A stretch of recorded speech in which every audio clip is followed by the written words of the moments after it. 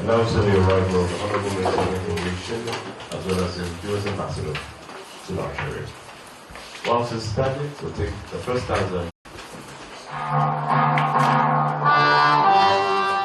May God help us as a nation, amen. You may please be seated.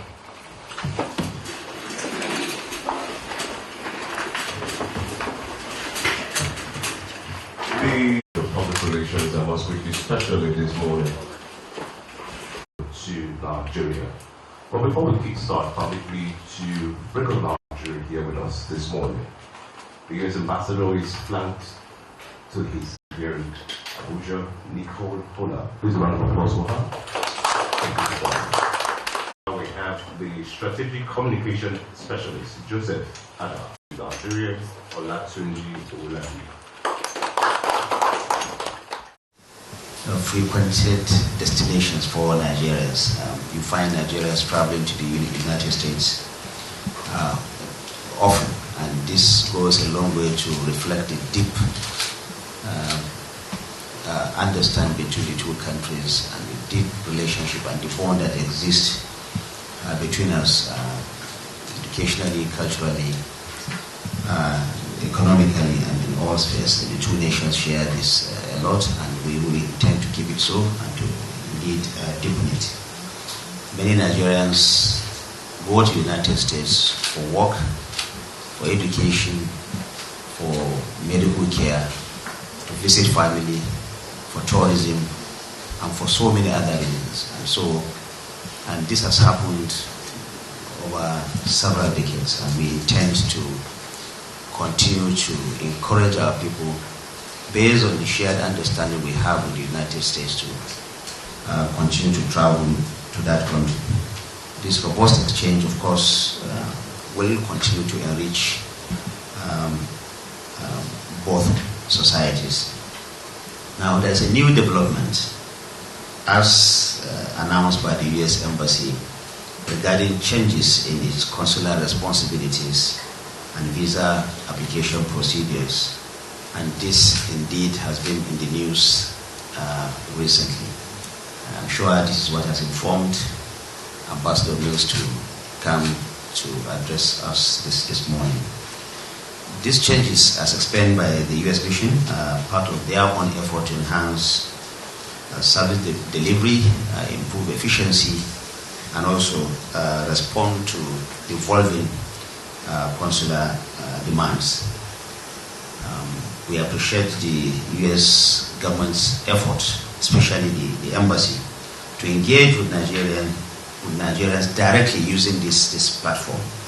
Now, this is what this briefing is all about, to ensure that that is an accurate and up-to-date information that is made widely available to Nigerians so that they can understand the rationale, the reasons, and why the U.S. government took this decision in the first place. Before coming to this office, we had engagements with Ambassador Mills, and what he has told me that this is in no way punitive. It's just to enhance service delivery between the two countries. I'm sure Ambassador Mills will explain that further when he comes to his own briefing. Let me recognize the mutual respect and partnership between Nigeria and the United States, and the commitment of the embassy to keep Nigerian travelers well informed about its visa and consular services.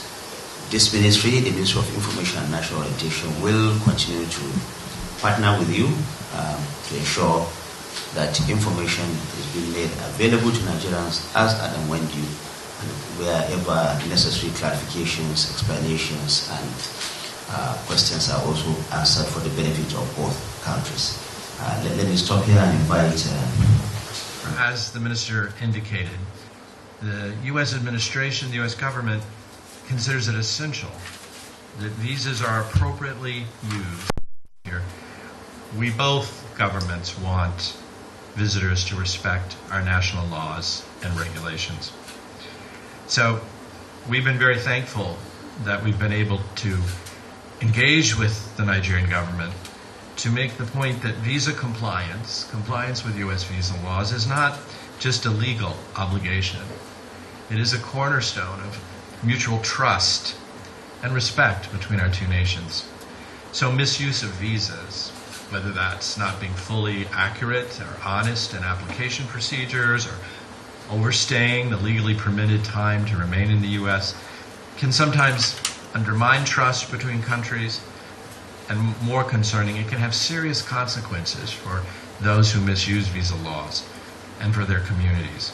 So that's why both governments want to make sure we get messaging out about U.S. visa laws and how to respect them and honor them. And so today the Honorable Minister and I reaffirmed our shared commitment to getting messaging out to the Nigerian people so they can understand how to stay in compliance with U.S. visa processes, and we can get information out to ensure, as the Minister said, the U.S. goal that our visa laws and regulations are respected and the safety and security of both our countries is aided. So, we encourage all applicants to provide truthful information and abide by the terms of their visas, as I know the great majority of Nigerians do. By doing that, we are going to strengthen the bonds between our countries, and we will ensure that opportunities for travel, business, and cultural exchange remain available to all of us. So thank you, Mr. Minister. Thank you. Those regulations that the U.S. Embassy has put out for visa applicants. Ambassador Bills and I discussed this extensively in the office before we came here, and my understanding is that, like I said earlier, it's not that the U.S. Embassy wants to deny Nigerians visas.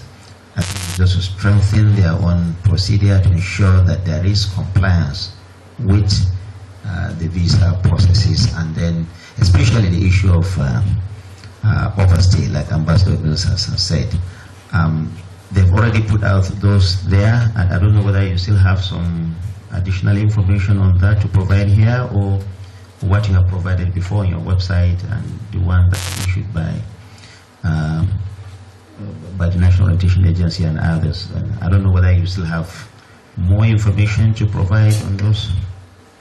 Pleased we are with the cooperation we've received from the National Orientation Agency, from the Nigerian Customs Service, the Nigerian Immigration Service, and even a statement that President Tinubu put out himself through the villa, which I think do lay out the guidelines and the regulations for our visa compliance. I think checking those messages will give Nigerians the basic information they need. And I would say if you have any questions about our visa regulations or policies, don't hesitate to go to our website at the U.S. Embassy, where you can click onto our consular portal. All Nigerians have access to it, and if you have any questions, don't hesitate to put them through that portal.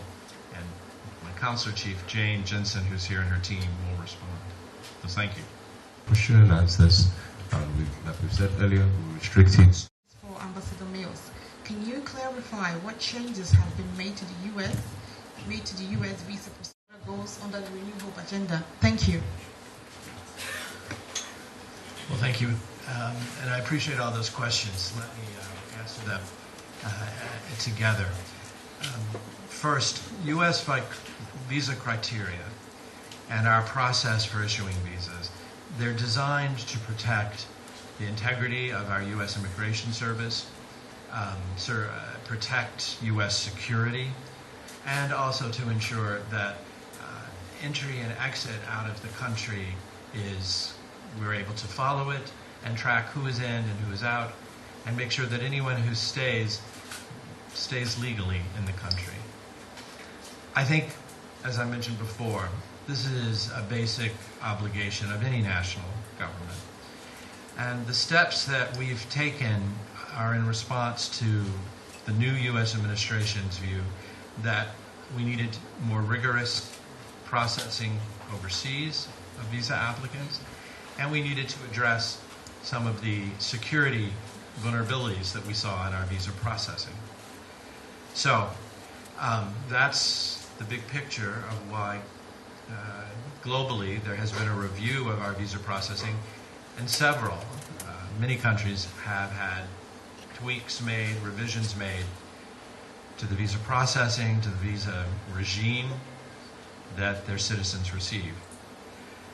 What has driven this in the Nigerian case are several things, but what I think Nigerian citizens need to know is that the primary responsibility on receiving a visa, obtaining a visa, is not to violate its terms. Don't stay beyond the amount of time that you're admitted when you arrive in the United States.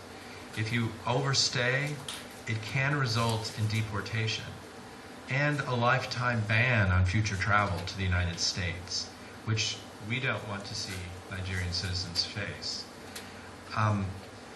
It's important too, I think, to understand that when you come to the visa window to apply for your visa, to be as accurate as possible about the reasons for your travel, how you will fund that travel to the United States, and what are the requirements in your own life, your own situation as a Nigerian citizen that requires you to come back to Nigeria.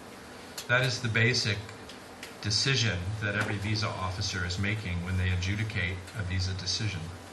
So, again, there's not a specific piece of paper or a magic number that will guarantee admission. It's your own understanding of why you're traveling, how you will fund that travel, and what makes a Nigerian citizen return, why that individual citizen needs to come back, whether that's a job, family obligations, whatever. I have to be clear that, and this is where the minister and I and the Nigerian government have been working closely, in addition to concerns about overstay, we also had concerns about just the security of our process. Were we making sure that people from Nigeria that we would like to welcome to the United States are the people that should come? And that required a little bit more information and access to information about criminal records here in Nigeria. And the Nigerian government is working to find a mechanism so that we can have better understanding of who's before us when they apply for a visa. I should be clear, security vetting doesn't end when you reach the United States. This is the same for anyone in the world. U.S. immigration authorities are going to constantly monitor the activities of visa holders. Someone breaks our laws, is arrested, visas can be revoked, and individuals would then be deported for breaking a U.S. law. So again, the vast majority of Nigerians come to the United States, and we're glad to see them, glad to host them. Americans want to meet them. And we just want to make sure that the very few who do break our laws don't in the future. I've been asked about students. In the case of students, it's very important if you're on a student visa that you remain in the program that underlies your visa. If you skip classes, if you leave your program of study without informing your school, your student visa could be revoked. So that's an important message we'd like to get out as well. So I just would conclude by saying our goal is to make sure the travel between Nigeria and the United States continues, that it's done in a safe, secure way for both our countries, so that we continue to have visas be a way for our two countries to continue business promotion, tourism, cultural exchanges. And again, I want to thank the Minister for his help in getting this kind of messaging out. Thank you. Ambassador Mills told you earlier that this is his third time coming to this office. I think this is a new way of forging a better partnership and collaboration between the two countries. And the more we engage, the better it is for the two nations. And we will, as Minister of Information and National Affairs, continue to engage with all our partners, including the United States, to help foster better understanding on many issues such as the visa, the new visa law, so that Nigerians can better appreciate and understand this. And it's not just stopping with the United States. This is an engagement that we will continue to do with other partners and friends and other countries around the world, especially those of them that are here. We will continue to engage them so that they can understand what Nigerian government is doing, and then we'll also understand what they are doing and inform Nigerians about that so that we can have better understandings. Someone asked whether there are measures that Nigerians need to take. Well, these are not new measures. Everyone knows that when you want to visit any country, it is your duty to ensure compliance with their laws. I mean, when someone comes into Nigeria, we expect that person to also comply with our laws here. So, what I want to say here is that Nigerians must continue to demonstrate, as they do, better sense of patriotism about their country, and then forge better partnership, and then also show better compliance with not just our laws but laws of other countries. I think when you do that, it will help to enhance the image of Nigeria, and some of these processes that lead to this visa modifications may not be necessary again, or even when they occur, they just happen so that they can help smoothing the operation of both countries in terms of visa application and receiving. And as Ambassador Richard Mills said, they will continue to work with us. I had this discussion with him. Anytime they have anything new to tell Nigerians, they will continue to engage us, and we will continue to make sure that that is taken out to Nigerians so that people understand what we do better and what they also do better. The most important thing is that we remain two countries, trying to forge better relationship for the benefit of both nations. Thank you very much. As with the SA Media to the Minister, as well as the Director of Press for clarifying of this press briefing, we would just take the first stanza of the national.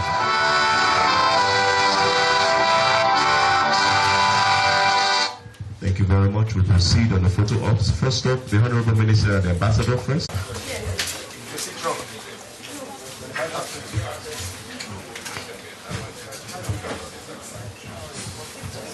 We can't get to